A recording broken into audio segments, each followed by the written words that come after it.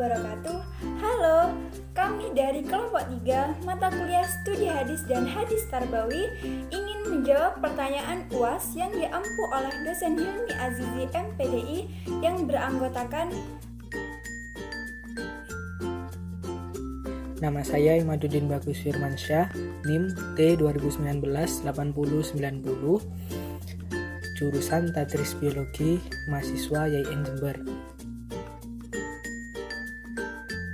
Saya sendiri Hilyatus Saadah, NIM T 2019-8089, jurusan Tadris Biologi, mahasiswa YIN Jember.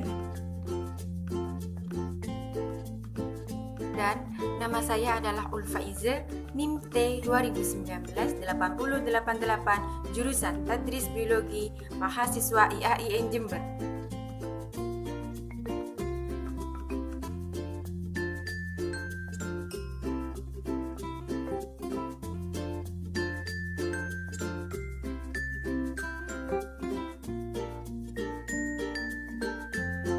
Contoh kasus bahwasannya hadis merupakan penjelas dari Al-Quran ialah sebagaimana contoh pada surat Al-Baqarah ayat 110, wa aqimus sholata wa atuz zakah, yang artinya dan dirikanlah oleh kalian sholat dan bayarkanlah zakat.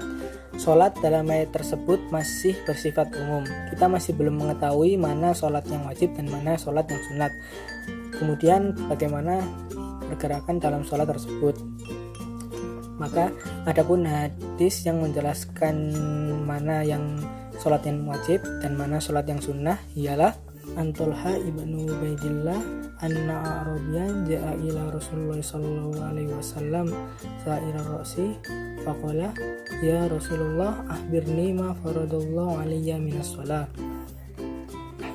Qala as-salawatul khamsu illa an tatawwa'a syai'an. Dari Tolha bin Ubaidillah bahwasannya telah datang seorang Arab Badui kepada Rasulullah dan berkata, wahai Rasulullah, beritahukan kepadaku sholat apa saja yang difardukan untukku. Kemudian Rasulullah SAW bersabda, sholat 5 waktu dan selain itu sunat. Hadis riwayat Bukhari dan Muslim. Kemudian ada juga hadis yang menjelaskan tentang pergerakan sholat, yaitu Rasulullah SAW bersabda, wasallu kama ra'aitumuni usolli, sholatlah kalian sebagaimana kalian melihatku sholat. Hadis riwayat Bukhari.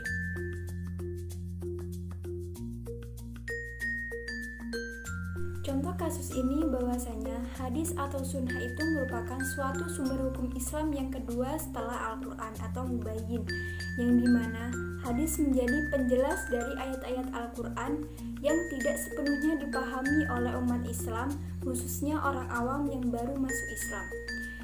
Hal tersebut yang memungkinkan bahwasanya Al-Quran tidak hanya berisikan ayat-ayat yang qat'i atau jelas, akan tetapi banyak ayat-ayat Al-Quran yang zami atau samar, yang masih membutuhkan penjelasan secara terperinci.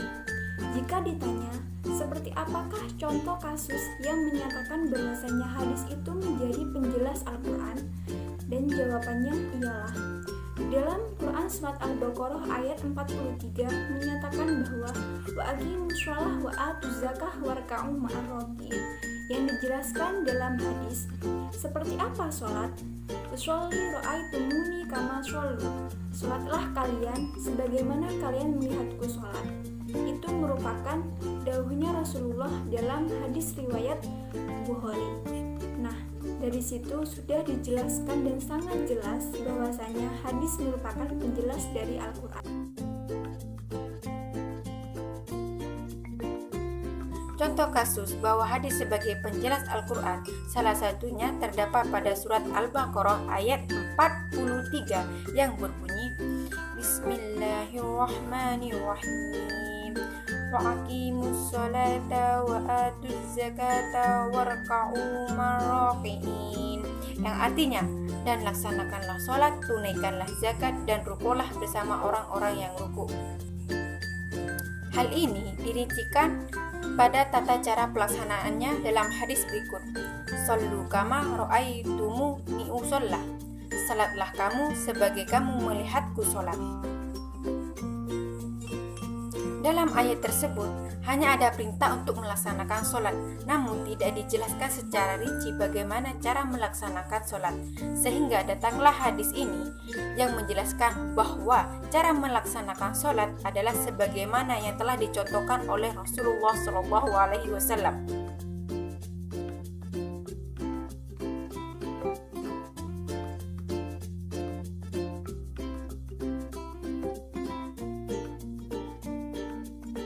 Menurut saya, pendapat yang mengatakan bahwa semua permasalahan itu harus kembali kepada Al-Quran dan hadis saja tidak sepenuhnya salah, karena di Al-Quran disebutkan fa in tanaza'tum fi syai'in farudduhu ilallah, yang artinya kan jikalau kalian berselisih dalam suatu masalah, maka kembalikanlah kepada Allah dan Rasulnya. Maksudnya dikembalikan kepada Allah dan Rasulnya ialah dikembalikan kepada Al-Quran dan hadis. Tapi ada kemungkinan di Al-Quran dan di hadis itu tidak menyebutkan secara langsung suatu kasus hukum dan solusinya. Maka kita dianjurkan untuk berijtihad. Sebagaimana hadis riwayat Ahmad, Abu Daud dan Tirmizi, ketika Nabi Muhammad SAW mengutus Mu'ad bin Jabal ke Yaman sebagai hakim, beliau bertanya, bagaimana cara kamu menghukumi suatu masalah? Kemudian Mu'ad menjawab, saya akan putuskan dengan Al-Quran. Kemudian Nabi bertanya lagi, apabila tidak kamu temukan di dalam Al-Quran? Kemudian Mu'ad menjawab, saya akan putuskan dengan hadis. Kemudian Nabi bertanya lagi, apabila tidak kamu temukan di dalam hadis? Kemudian Mu'ad menjawab, saya akan berijtihad dengan pendapat saya sendiri dan tidak melihat ke lainnya. Dan Rasulullah SAW memukul dada Mu'ad dan bersabda, segala puji bagi Allah yang telah memberi pertolongan kepada utusannya Rasulullah, karena Rasul menyukai sikap Mu'ad.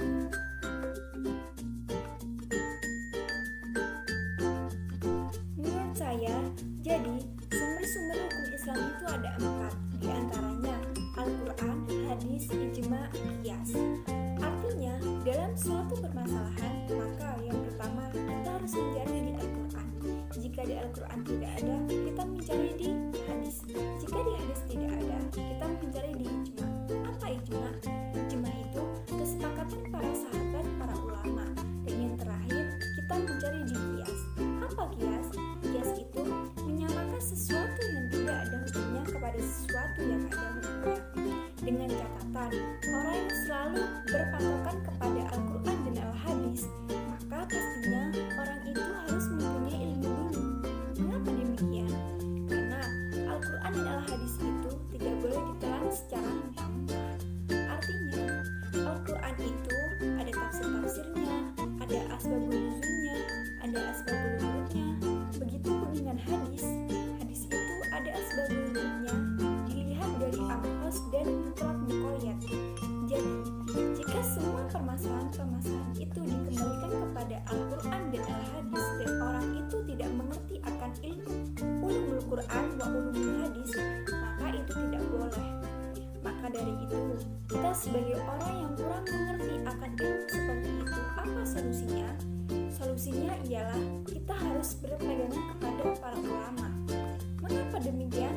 Karena kita itu tidak bisa, kita tidak mampu memikirkan ilmu-ilmu seperti itu. Lain halnya dengan ulama. Ulama itu sudah mengerti akan seluk-beluk ilmu seperti itu. Jadi kesimpulannya, kita harus berpegangan kepada para ulama. Jika ditanyakan, bagaimana sikap kita menyikapi orang yang seperti itu? Ya, kita amal ma'ruf nahi munkar. Yang pertama yaitu yang kita lakukan dengan tindakan, kita mengajak. Yang kedua bilisan, kita mengingatkan. Dan yang terakhir yaitu ingkar biqalbi, ingkar dalam hati.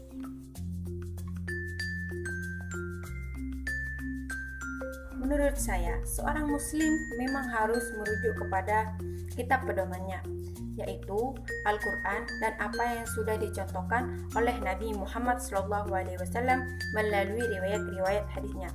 Namun, tidak semua orang memiliki kemampuan untuk secara langsung kembali kepada Al-Quran dan hadis, terutama bagi orang yang baru masuk agama Islam. Maka penting untuk mengetahui firman Allah yang berbunyi, bertanyalah kalian kepada orang-orang yang ahli, yaitu para alim ulama, jika kalian tidak cukup mengerti. Hari ini, yang tersisa hanyalah para alim ulama dan para kiai yang memiliki kemampuan untuk kembali kepada Al-Quran dan Sunnah. Sebuah pepatah mengatakan, siapa yang mengikuti orang alim, dia akan menjadi orang yang selamat.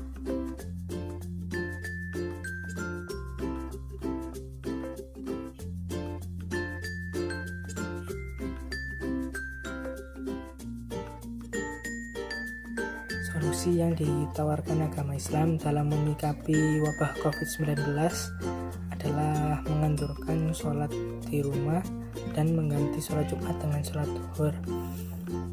Hal ini dilakukan untuk mencegah penyebaran virus COVID-19. Anjuran sholat di rumah ini juga pernah terjadi pada masa Rasulullah SAW, sebagaimana hadis yang diriwayatkan oleh Bukhari, yaitu Rasulullah pernah menyuruh seorang muadzin untuk mengumandangkan sholu fi rihalikum, yang artinya sholatlah kalian di rumah masing-masing saat adzan di malam yang hujan atau sangat dingin dalam perjalanan. Hadis tersebut membuktikan bahwa Islam sebagai agama yang tegas namun memberi toleransi kepada umatnya. Apalagi dalam wabah virus COVID-19 saat ini, umat Islam dianjurkan untuk sholat di rumah agar terhindar dari wabah virus COVID-19.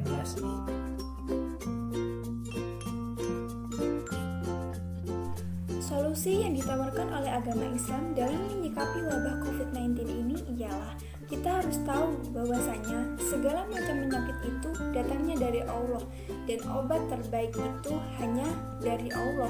Maka dari itu, kita sebagai umat beragama, khususnya agama Islam, kita harus senantiasa meminta perlindungan kepada Allah. Kita berikhtiar dengan cara melakukan pencegahan, kita memakai masker, social distancing, stay at home, dan lain sebagainya. Dan jangan lupa juga kita harus bertawakal kepada Allah. Kita menyerahkan segalanya kepada Allah, karena sejatinya hidup dan mati kita hanya Allah yang tahu.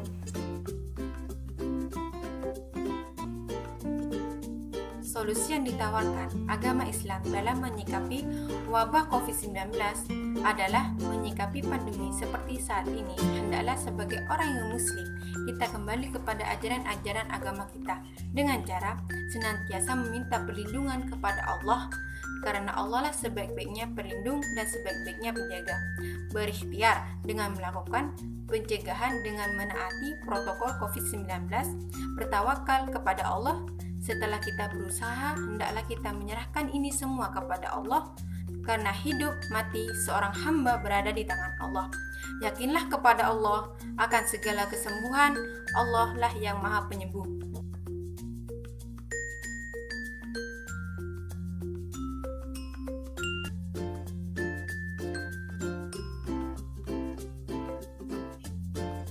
Salah satu hadis tentang pendidikan ialah thalabul ilmi faridatun ala kulli muslimin wal muslimat, yang artinya mencari ilmu itu wajib bagi setiap muslimin dan muslimat. Hadis riwayat Ibnu Majah. Hadis tersebut menjelaskan bahwa kewajiban belajar atau mencari ilmu itu wajib bagi setiap umat muslim.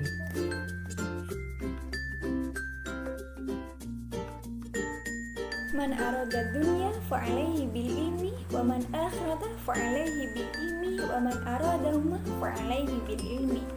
Barang siapa yang menginginkan dunia, maka hendaklah ia menguasai ilmu, dan barang siapa yang menginginkan akhirat, hendaklah ia menguasai ilmu, dan barang siapa yang menginginkan kedua-duanya, dunia dan akhirat, hendaklah ia menguasai ilmu.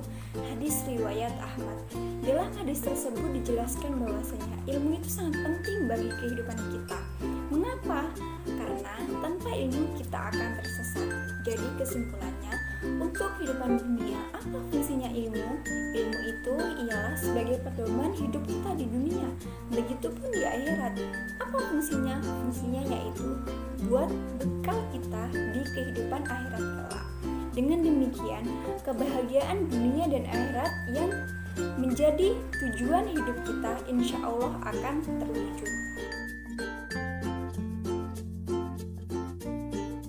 Salah satu hadis yang mengatakan tentang pendidikan adalah man arada dunya walaihi bi'ilmi. wa man arada akhirata falaihi biilmi wa man aradahuma falaihi biilmi, yang artinya barang siapa yang menginginkan dunia maka hendaklah ia berilmu. Barang siapa yang menginginkan akhirat maka hendaklah dengan berilmu. Barang siapa yang menginginkan keduanya maka hendaklah dengan ilmu. Makna dari hadis tersebut, barang siapa yang ingin sukses di kehidupan dunia maupun di kehidupan akhirat, maka dengan ilmu. Karena dengan ilmu seseorang bisa membedakan antara hak dan batil dari kehidupan yang kita jalani. Sehingga di kehidupan dunia maupun di kehidupan akhirat kita tidak akan tersesat.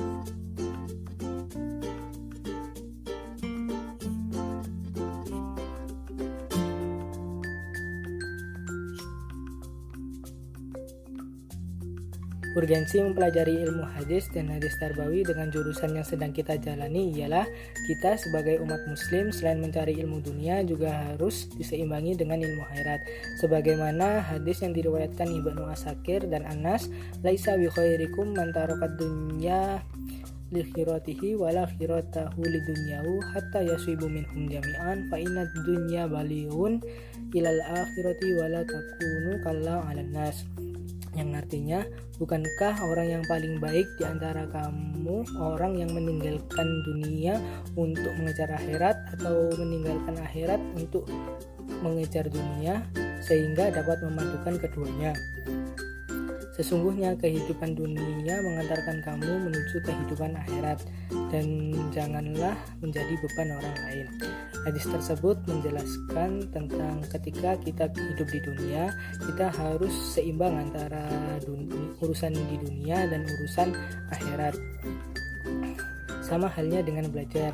Dalam belajar kita selain mencari ilmu dunia juga harus diseimbangi dengan ilmu akhirat.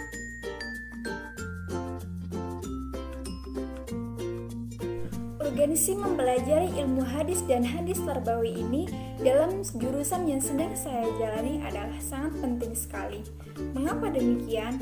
Karena selain kita memperoleh ilmu umum berupa biologi, kita juga bisa mendapatkan nilai-nilai atau kaidah-kaidah tentang hukum Islam dalam ilmu hadis tarbawi ini. Maka dari itu, antara ilmu umum dan ilmu agama harus seimbang. Kenapa? Karena biar tidak ada keterberatan antara yang satu dengan yang lainnya. Dan juga apa tujuannya? Tujuannya ialah kita bisa sama-sama mengimbangi. Kita bukan hanya mengerti akan ilmu umum, akan tapi kita bisa mengerti akan ilmu-ilmu agama yang belum kita pelajari. Di sisi lain juga, apa urgensinya? Urgensi kita mempelajari ilmu hadis dan hadis tarbawi ini, kita bisa menelaah seluk-beluk tentang Islam, kita bisa menelaah atau bisa mengerti sumber-sumber hukum Islam melalui ilmu hadis dan hadis tarbawi ini.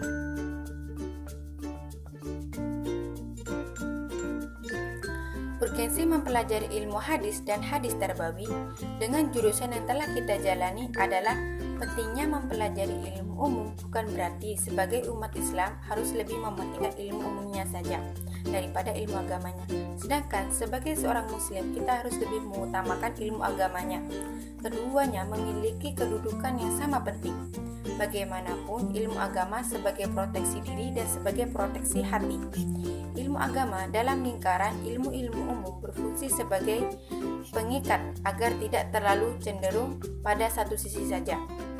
Dengan mempelajari ilmu bumi beserta isinya, bila kita padupadankan dengan hadis, maka kita dapat mengetahui lebih dalam akan keajaiban yang Allah ciptakan sehingga kita dapat mensyukuri nikmat yang telah Allah berikan kepada kita.